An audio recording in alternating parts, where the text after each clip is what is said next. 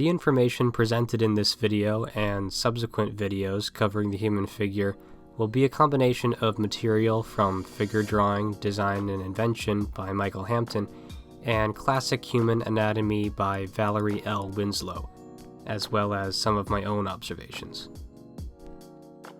When drawing the human figure, it's important to have an understanding of the forms that sit underneath the surface.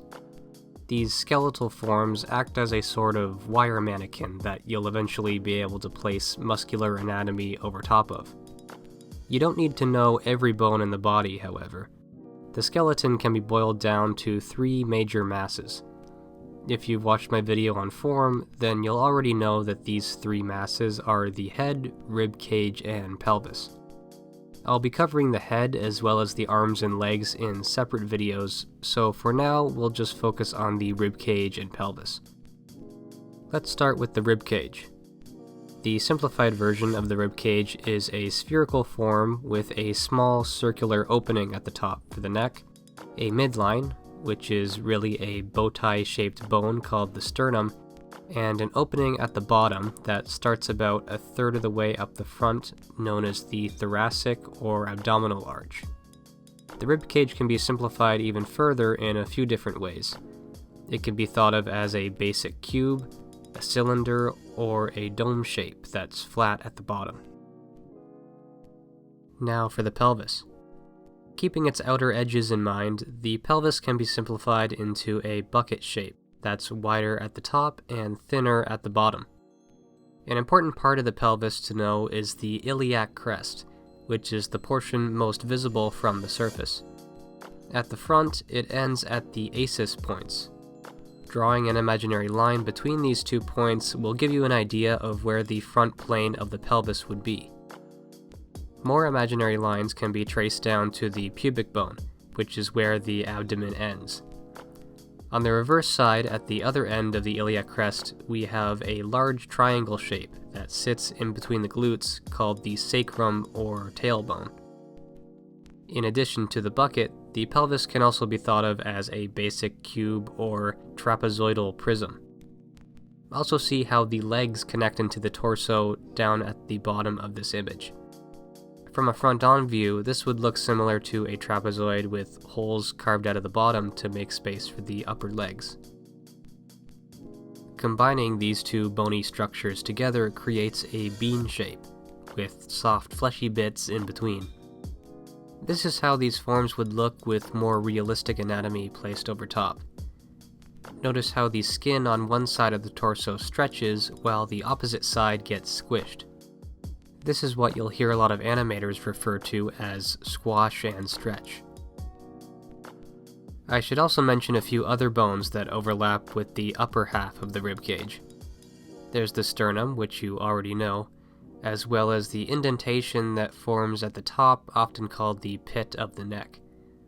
Spreading outwards from the pit are handlebar-shaped bones called the clavicles or collarbones. The clavicles insert into the acromion bones, which wrap around to the backside of the rib cage, leading into the scapula or shoulder blades. This is what the clavicles and scapula look like from a top view looking down, with the head removed. These bones create a sort of diamond shape at the top of the rib cage, which will be important to keep in mind for when I cover the muscles of the neck and shoulders. Now let's try locating all these different points or bony landmarks on an actual model. These landmarks will be difficult for the untrained eye to spot, but are at least a little more noticeable on very thin or muscular figures. This also goes to say that the more body fat a figure has, the less visible these landmarks will be. We'll start with the pelvis.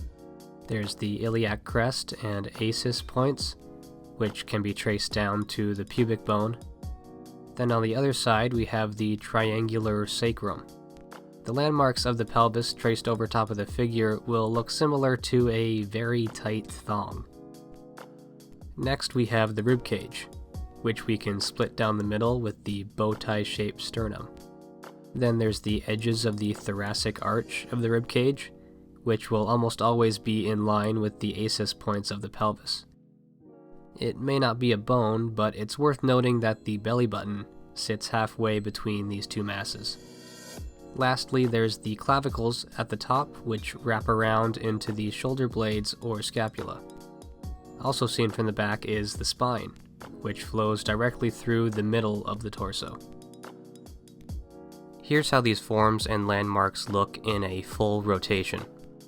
Notice how the pit of the neck, the sternum, the belly button, and the pubic bone or crotch all create a midline down the front of the figure.